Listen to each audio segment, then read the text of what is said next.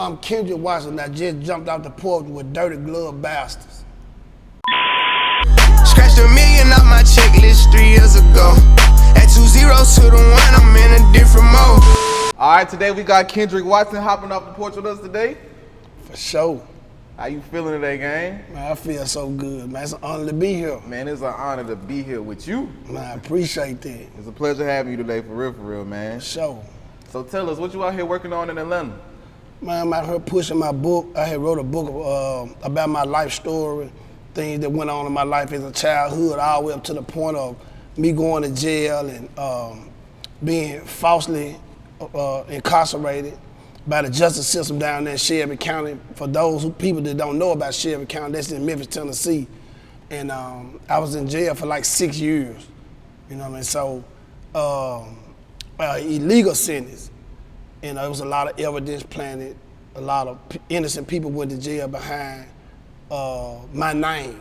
So I wrote a book about it while in jail. And I got out, man. Once I got out, paroled out, I got it published. And man, I've been just going city to city telling my story and trying to push my book. So I'm here in Atlanta to jump off the porch with it. Yes, and then sir. I got a book signing coming up down here. So man, I'm excited to be here. It's exciting to have you here, man. Yeah. So for those who wouldn't even know, what's life like in Memphis? I mean, from where I come from, hell. You know, like, I mean, I come from a low class situation out there in Frayser. It's not a rich area. A lot of violence, a lot of crime. I mean, I can say you can make the best of any situation down there, but it was back in the 90s. You know, it was a pretty decent place to be. You know, a lot of gangs took over. A lot of people, a lot of middle class people moved out of there. Low class income place where I'm from, out there in Frayser. It's kind of rough, but it's, you know, it's what you make of it, you know. Straight up. Yeah. So what side of the city are you from? I'm from North Memphis, but by the way of Frayser. So Yeah. they kind of combine it to North Memphis, but you might hear some people say Frayser Bay. So I'm Frayser. For sure. Yeah. So how does the north side compare to the rest of the city? Well, what we got, we separated in 4 parts, like probably like any city. But Frayser took on an area of his own. So we got North Memphis, South Memphis, West Memphis. West Memphis kind of connected to Arkansas, half Arkansas, half Memphis. So we call it West Memphis, but it's really in Arkansas. And we got, like I said, North, South. Then we got the Mound, and you know, they their own entity by themselves. They don't claim no parts of Memphis. And Frayser kind of like that. So just recently, people probably say North Memphis and Frayser, but Frayser is in the north, but we always been like Frayser Bay or Frayser, you know what I'm saying, stuff like that. But it's basically North Memphis. I feel that. The area of Memphis. So how would you describe your childhood coming up? Well, it was decent. It was all right always growing up. I had a pretty fair childhood. Mom, single parent mom, supported me and my sister. But I'm not really actually from Memphis. I'm from Rosedale, Mississippi, from a place down there by Cleveland. It's in Bolivar County. We moved up to Memphis maybe back in like 1988. I was probably 8 years old.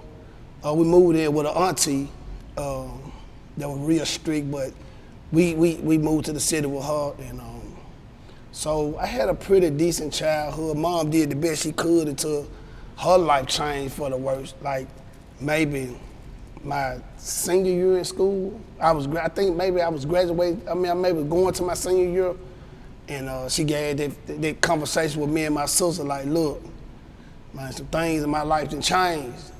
Had let us know that she had started using drugs, hard drugs, stuff that I ain't know nothing about. And I'm like, what drug?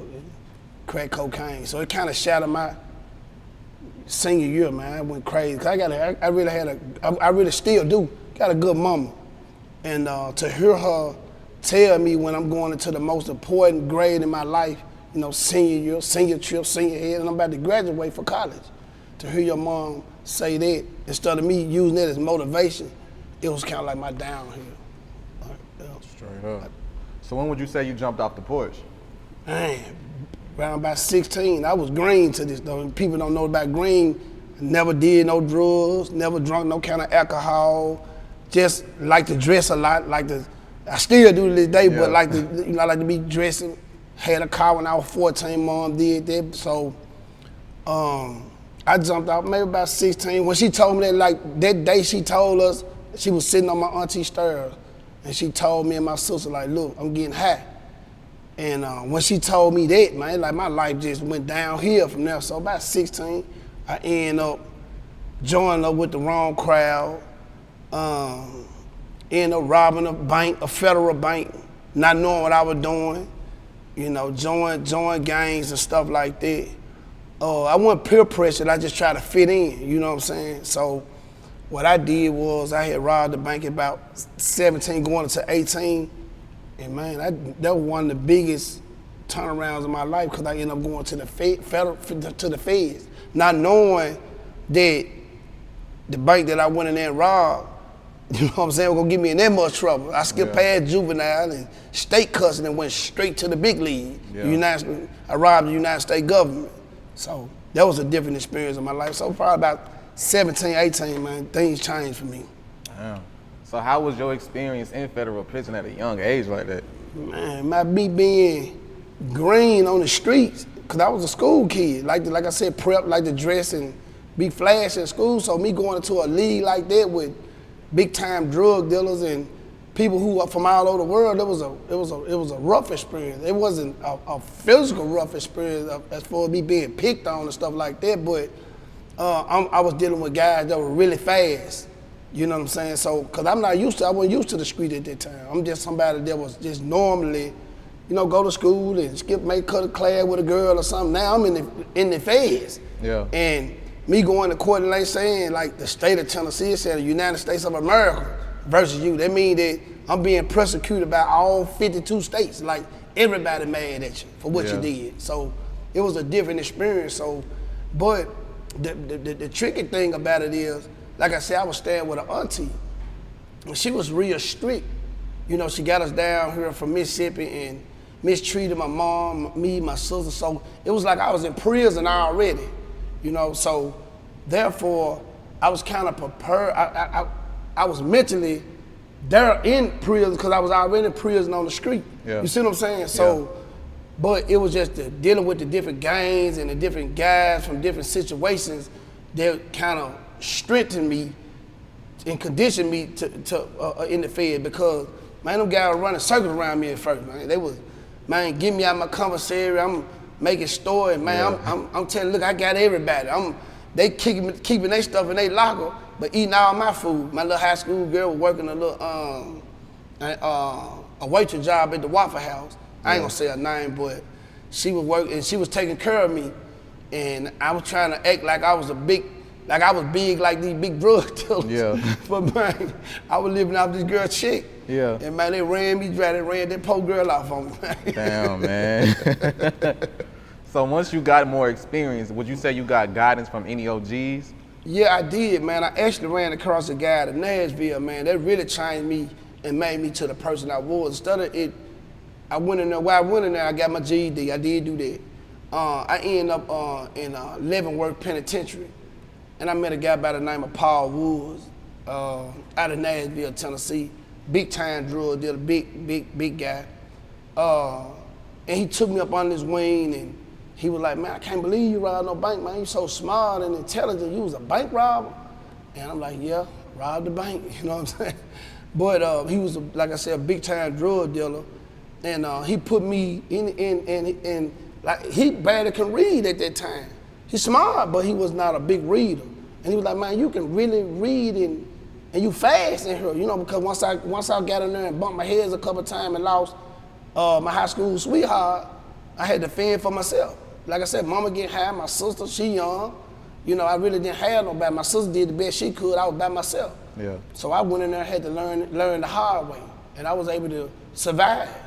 You know, I survived in there. And he took me, like I said, he took me in the wing and he groomed me, but he didn't condition me to get out and get my college degree. And he was like, man, look, man, you could be just as big as I was in the drug game. Yeah. So that's what I did. I learned the drug trade. I learned the drug trade and I got out and became once I got out, I became That nigga. a big time drug dealer. I thought I was undercover drug dealer, but big, yeah. Nah, for sure. How did you get the nickname North Memphis Santa Claus? This was just recently I got it. This was last year. I was at home, and me and a friend of mine, we in on a convenience store. So, and I was trying to figure out ways to jump the convenience store off the ground. You know, I was trying to take a different approach. So I had in the convenience stores off Exit 5, that's in Hollywood, then that's the North Memphis area. So I was like, what can we do to bring attention to the store, to make people, you know, recognize us? So I just got out the blue. I said, man, you know what? It was towards Christmas time. I said, you know what, man, I'm finna give away a whole bunch of stuff. But mind me, I had been locked up 6 years. I just got out of jail. I just got out of jail March 27. I ain't had no capital, nothing. And I was able to finesse my way, and I made a couple right business decisions and got my finances right. And I said, man, you know what I'm gonna do? Man, I'm finna give back to the community. We got the pandemic going on, and so many lives are being lost and stuff like that, man. I'm gonna try to turn a dark situation and make it bright. So I was like, man, I'm gonna call myself North Memphis Santa. I'm gonna make these people laugh that way into the store and purchase the things that we had to offer. And so first I was just gonna give away $1,000. And then more and more, my little kind hard, more and more, I'm like, man, I'm finna go buy a refrigerator. I'm finna go buy a stove. I'm finna go buy a video game. And it just got big, you know, and I was able to get some more endorsements, and people come in, and we from the South and the East and stuff like that. And man, I'm East Memphis Santa Claus, you know what I'm saying? Yeah. But I made it a fun situation, and it became epic. So I did North Memphis Santa last year. So North Memphis Santa, he coming this year too. For sure, man. Spread that positivity. Yeah, for sure. So how did you ultimately end up sentenced to 20 years in prison? Well, it was a little more than 20. It was 49. What happened was, I had, like I said, when I got out the feds, I had, I established myself. I was able to get I got a food chain, multiple businesses. And I got up on the radar from an officer because my sister had ended up purchasing a rental property from one of the officer cousins. I didn't know there was an officer at the time. And she purchased a rental property. And the guy wanted to end up selling her the property because he felt like, you know, she was a young mother of 5. He was like, man, I can save you this house. Not knowing that the house that he was selling had a lot of equity in it. And so he tried to get with the real estate agent. They tried to swindle my sister out of the money that was inside the house. So she called me over. So the guy, I think he heard of me or something like that, getting out the Fed for robbing banks. But I came at peace. So he had his cousin come over to the house, not knowing his cousin was a Memphis organized crime unit drug detective. And I know him to keep my cars at my sister's house. But the cousin never got out the car. So he sit in the car, and while we talked to the guy that was selling my sister the rental property, trying to get that situation rectified, and he was taking pictures with his phone of my cars in the yard. And I had all my cars in my name. And I had a convenience store like in the Frayser area where my sister had the house. My sister had a house in Raleigh. Raleigh and Frayser really kind of connected, and they separated by a light. And he started just harassing me after that. Like I had like 2 Lexuses, you know what I mean? Two different kinds of Lexus. And from there, he had just started pulling me over. I had one instance, I had some people in the car with me one time. The guy beamed down on my car, pulled me over, and the people that was in the car maybe had a pill or a bag of weed. I actually heard this guy say, if y'all say all that he is, I'll let y'all go. Damn. So this dude was picking on me for like 7-8 years. Either he'll do it or he'll send another officer to do his dirty work for him, but it was always him. And all the way up to leading to this book, man. I mean, it was that crucial. Shit, crazy. Yeah, for sure. How did they ultimately illegally wiretap your phone? All right, so what they did was, like I say, with this guy here picking at me, and he was trying to make it seem like it wasn't personal. So what he'll do, he was with the organized crime unit. So what he'll do, but they had they sectioned off in different teams. Team 1, Team 2, Team 3. So Team 7 was the division that was investigating me. It might be 7 or 8 officers in that team. He might arrest me and say, well, okay, I'm out of it. And then he'll put his partner on me. You see what I'm saying? And then once his partner get the case, but he'll assist the partner like, oh, I'm just assisting on it, it's not my case. But it was the same officer. But anyway, and I'm not trying to take you too fast, but they end up eventually convincing the judge that this dude huge. Man, we arresting this dude. We ain't got people really flipping on him. This dude got all living his lavish lifestyle. He ain't got no source of legitimate income, really lying, because I had multiple businesses. But selling me to a judge, me not knowing at the time that how the system was working in Shelby County, I was never focusing on like prosecutors. I never knew nothing about that, prosecutors and judges and stuff like that. I only knew about like road police officers. But I knew that a lot of stuff that they were doing, they were starting to harass me. So eventually they got a judge to buy into the concept like, look, we trying to investigate this guy. We can't send an informant at him. He know that. We can't send an undercover at him. He pretty swift on it. So they were saying all the police tactics that they was trying to approach me, I would be aware and be conscious of, it's the police. So straight up. So the only way to get a wiretap on my phone was to say, well, look, all our physical surveillance are failing, but we got to get inside his phones because we know that he's doing things because they physically couldn't see me doing nothing, but at my business. But they were like, but his lifestyle too big. So what they did was got a judge. What they did, they didn't even get a legal warrant. What Shelby County did to me was they ended up getting a thing called a Stingray device.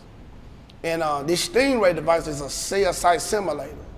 And what this device does, it allows the Memphis Police Department to illegally monitor phones. Like, say like, if you got a T-Mobile, Verizon, Cricket, Bell South in one area, this device is so powerful, it can steal your conversations and data from your phone company, where your phone company won't even get the information. They'll get it in their database. Yeah. So even if they trying to investigate me, if y'all in that vicinity, it'll steal your conversations as well. Mm-hmm. This is how strong this device was. And a Stingray device is a device that's made up out of Florida. It was made for terrorists. Like, they made it to go over there and locate terrorists. But now the local law enforcement all over, not just Shelby County, is getting this device with taxpayer money, violating their Fourth Amendment, illegally tapping phones. So that's what they did to me. They did a legal wiretap, gather information to see without really doing drug transactions on the phone, took it to a judge, and he granted them a legal wiretap. That's how they did me. That shit look crazy. Yeah, for sure, for real. They altered your text messages as well, wasn't it? Yeah, so once they locked me up, with the street wiretap, I was able to discover and prove that they was illegally monitoring my phone. So once they realized that I had more sense than they anticipated, they had me confined, locked up on maximum security. Like, look, let's strip his privileges, because he's able to. While he's in the county, he's able to use the phone a lot. So what they did, they had me locked down, sent to this thing they call a workhouse, the pentaform, and had me locked on maximum security so they can cripple my phone conversation. Not knowing my popularity in jail got me a cell phone. So I ended up getting a cell phone in there. But they also was able to, they found out, because once I stopped using the jail phone, because I stayed on the phone a lot, trying to get my family member, look, man, this case ain't right. And once I started convincing people that the judge and prosecutor was behind this, people were like, man, he crazy. Man, ain't no judge and prosecutor doing nothing like this. And so they had the judge that I was going before on my first case, exposing that I knew that my phone was illegally tapped on my street case, started working with the same officers and wiretap my contraband phone while I was in jail. And hearing me call him corrupt, and he was knowing all my strategies that I was trying to do on the case that was pending before him, that I was trying to get out of jail on. he was helping them and listening with them. They were reporting to him like, look, Judge, he's trying to sue. If we drop this case and prove that he's telling the truth, he's gonna do this and do this. So the judge, instead of him throwing the case out, he strung me along on my first case, like, I'm gonna throw you out for a year trial, knowing he was never gonna have a trial, because he was trying to help them build a second case against me.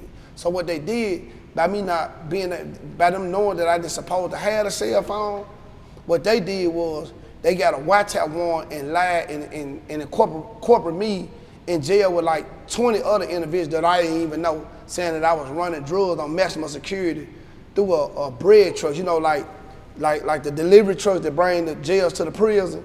Like, so they were saying that I had somebody working on from like Wonder Bread that was bringing drugs through all these police officers to me on maximum security.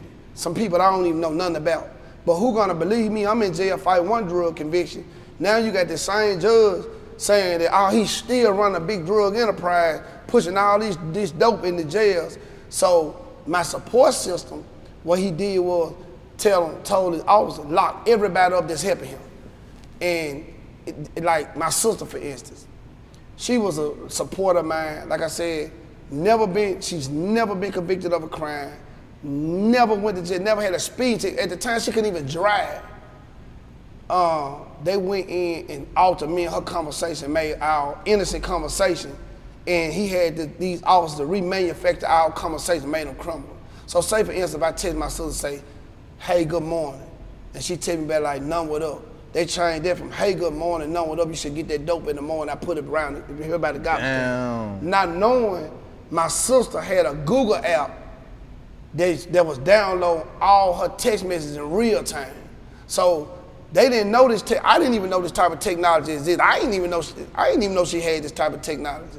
So they go and build a brand new wiretap case on me. So I got 2 wiretap cases, one from the street and one from jail. So they had this thing said, oh, big time drug kingpin, Kendrick Watson still running drugs from Texas to Memphis, and he's got family members doing out, but they really was trying to tear my support system down and got caught because my sister had a Google app. Now they presented a fake version of our phone record, and my sister had Google to bag up the real version. Instead of them dropping the charge like, man, look, man, we currently getting caught with all this corruption. They was like, look, let's do it like this. Separate the sister off the case. We gonna drop that case, but we gonna force him now. I'm beat at this time, cause I got over 50 charges.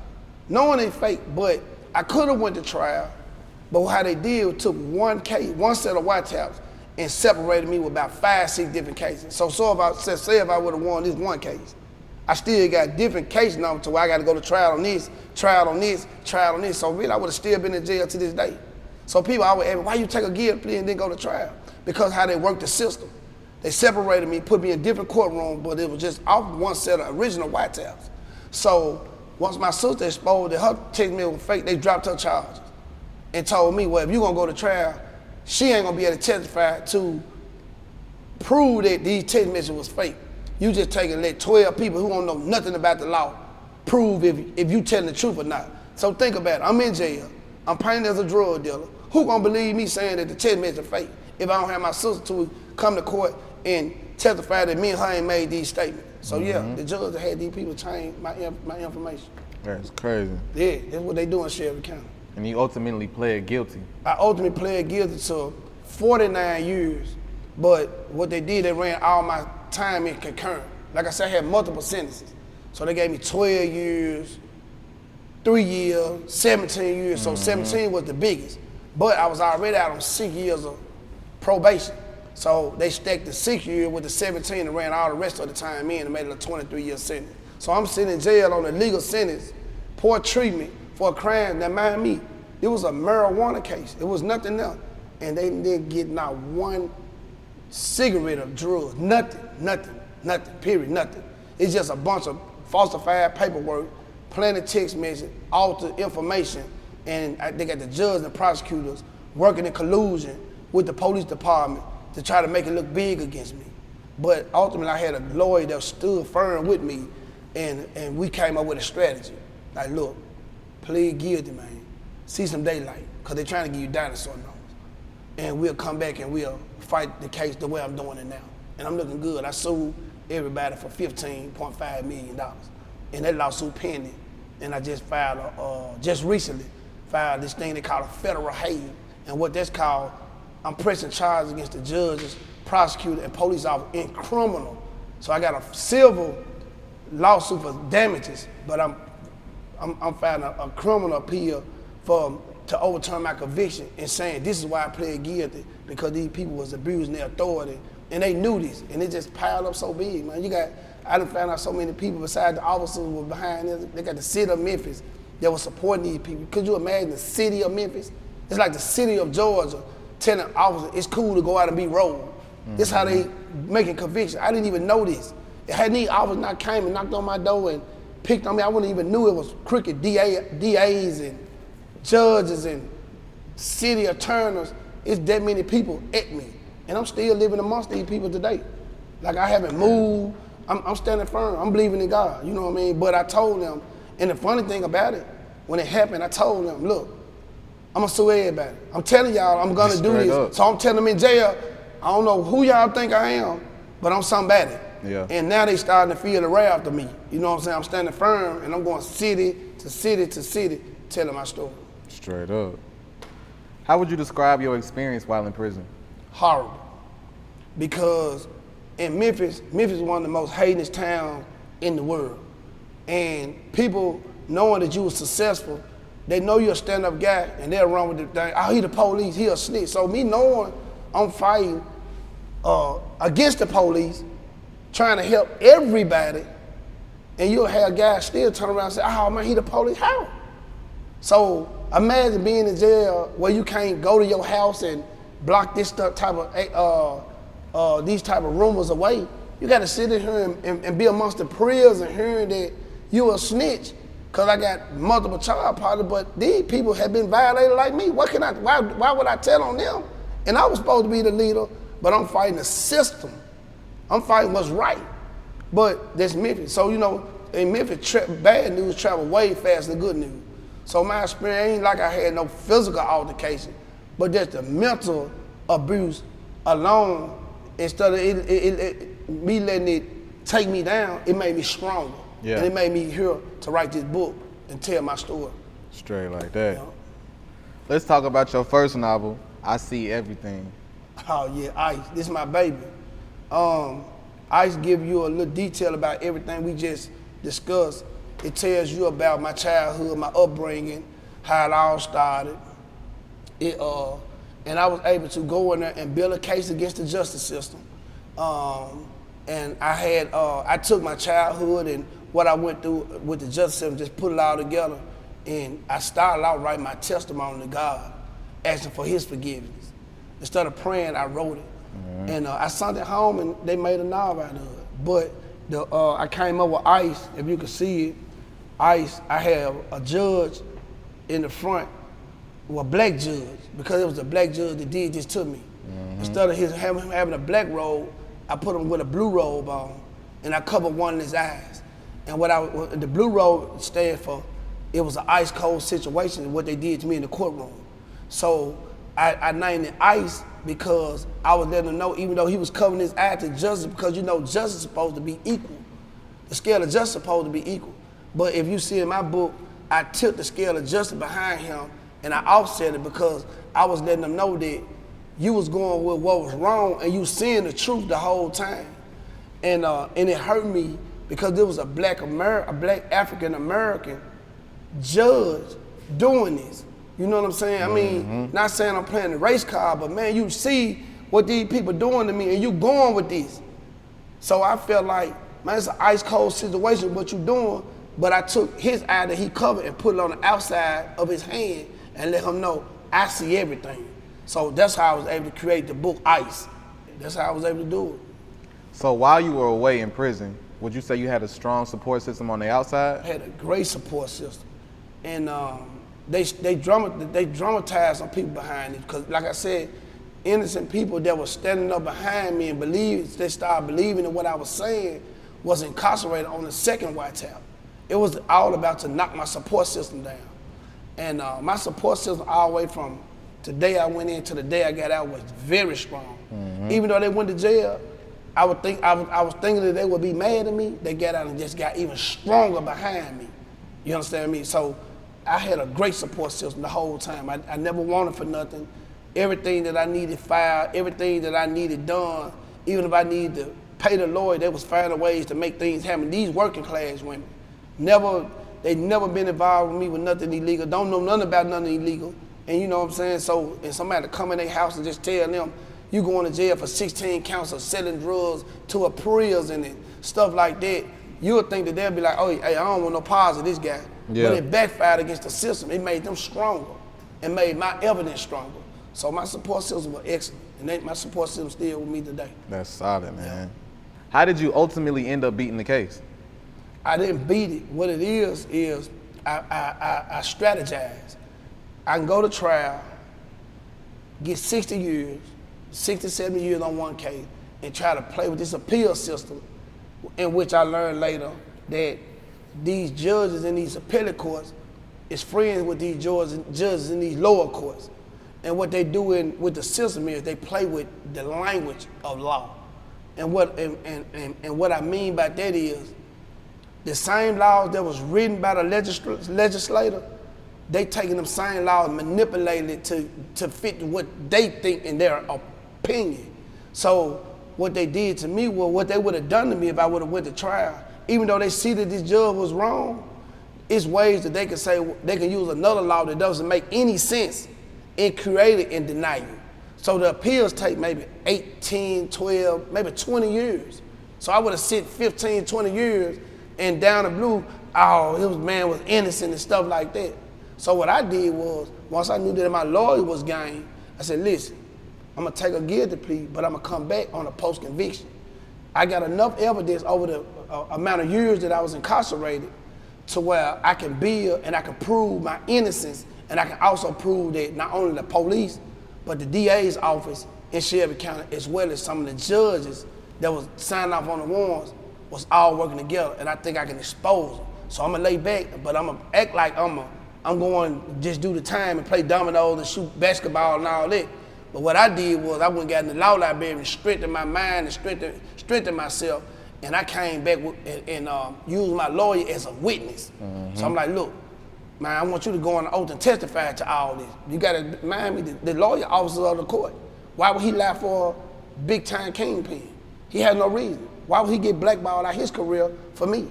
But I was able to find a lawyer that was willing to do what was right. Mm-hmm. So I went back on an appeal. He testified before the judge, like, look, you know everything this guy's saying true. He was blackballed, basically this.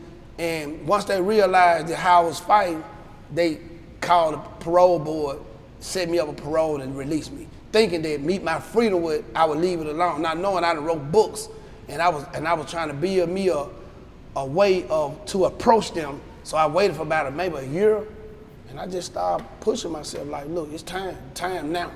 That's and crazy. the time, and I just been going crazy with it. Straight like that. Yeah, for real. What was your reaction once you learned that you were coming home? I wasn't even happy. I wanted to get even. You know, I was thinking like David and Goliath, but not knowing they were David and I'm Goliath. So my whole thing was revenge. And the only thing I was probably glad about is my family and loved ones was glad to see me. But those who know me, I never like, oh, I'm here, I'm free. I shouldn't have been in jail in the first place.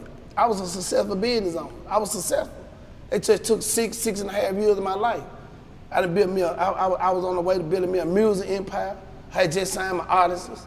I had a chain of restaurants, and it was all stripped away from me, and all my cars and my lavish lifestyle, this stuff was sold, stripped from me, and these people split my proceeds, and so it was personal. So I was glad to be alive and healthy, getting out of jail to do what I knew what I was about to do. But as far as me being happy being out, man, to this day, it's still like my job ain't did, you know. I feel that. So what would you say is the biggest life lesson you learned through this entire situation? I look at it like this.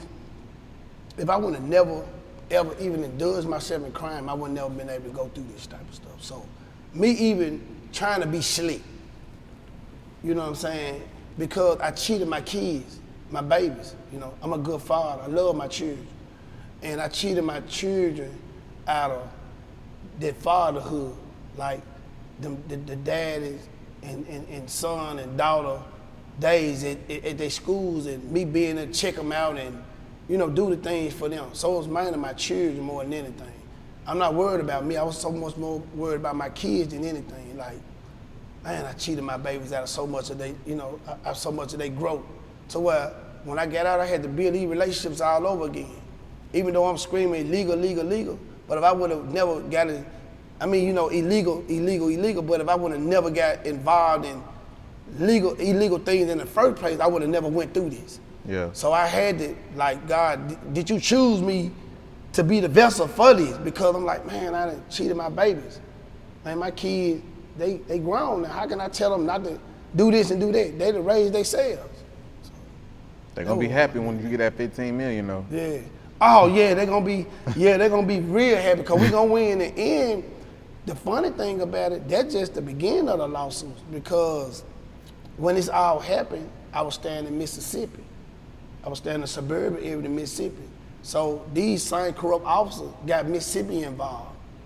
And Mississippi took a lot of my property and sold it and gave me a charge that I shouldn't have had. So they're gonna be happy when Daddy get them 30, 40 something million. I'm not through. I'm just in the beginning. Just let me hold like one, bro. Just let me get like one. You know what I'm saying? Sure. Just look out. You know what I'm saying?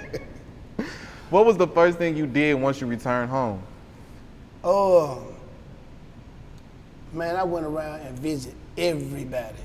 When I say it was like a parade, cause I was doing my thing. I was a productive citizen in society. I was doing the giveaways and stuff like that. So it was like the internet was buzzing.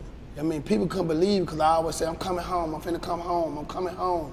But it always was a letdown. So I went from door to door to all the people who was believing in me, and we just took 1 million pictures, and we just I mean, and made sure I say my kid, my grandchild and stuff like that. That was most important to me, just family. So I did it. And then this during the pandemic, catching corona behind this stuff. And man, I suffered for it, but that's what I did. I just went around and embraced family. That's solid, man. You know? So what else are you out here working on? Well, we finna bring I.C.E into the screen, to the big screen. We got the movie. We finna start casting. My director, he's almost finna writing the actual movie to the book. I'm happy about that, and I've been thinking about making it a screen, making it a play. You know, I'm working on that. I just bought me a China food trucks and stuff like that, so I can get some of these kids a second chance program, put them to work, and going from city to city promoting I.C.E. And I just finished my second book as well, so I'm keeping myself busy. Oh man, appreciate that one for real. Any last words and shout outs? Man, no, I want to thank my team, Hot, Kuro Summer, and Nick, and Thomas C. I appreciate y'all for supporting me. I want to also, most definitely, I want to appreciate my girlfriend, April Malone, for being a soldier, being solid, and my sister, Shelby Watson.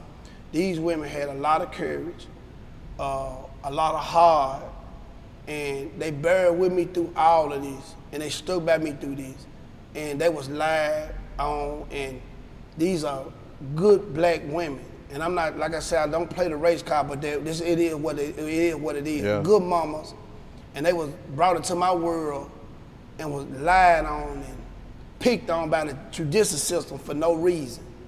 So, them my last word. I want to let them know I'm gonna bring it home for them. And I want my sister to know that my mama always raised me, if somebody hit your sister, you hit them back. So I'm hitting back for them. Straight up. For sure. Kendrick Watson, man, we appreciate having you today, man. I appreciate you for having me. For sure. Man, if I get this book, y'all, this book, I.C.E, everything by Kendrick Watson. Man, you can follow me on Instagram, I am Diamond Watson. You can follow me on Facebook, Diamond Watson, or you can just Google me, Kendrick Watson, and it'll tell you everywhere to get this book. The book is I.C.E everything. The True Life of Kendrick Watson, all facts, no fiction. I guarantee you, it's a judge that I just mentioned, or a prosecutor, or a police officer that I just mentioned in every county that went, and some you got it's a family member or somebody that went through what I went through in every county and scared to speak out about it. But this book gonna teach you courage, knowledge, wisdom, and understand. I promise you, I.C.E everything by Kendrick Watson. All facts, no fiction. All facts, no fiction. So, For sure, man. Kendrick, we appreciate having you, man. I appreciate y'all for having me. It's all love, bro. For sure. Scratched $1 million off my checklist 3 years ago. Add 2 zeros to the 1, I'm in a different mode.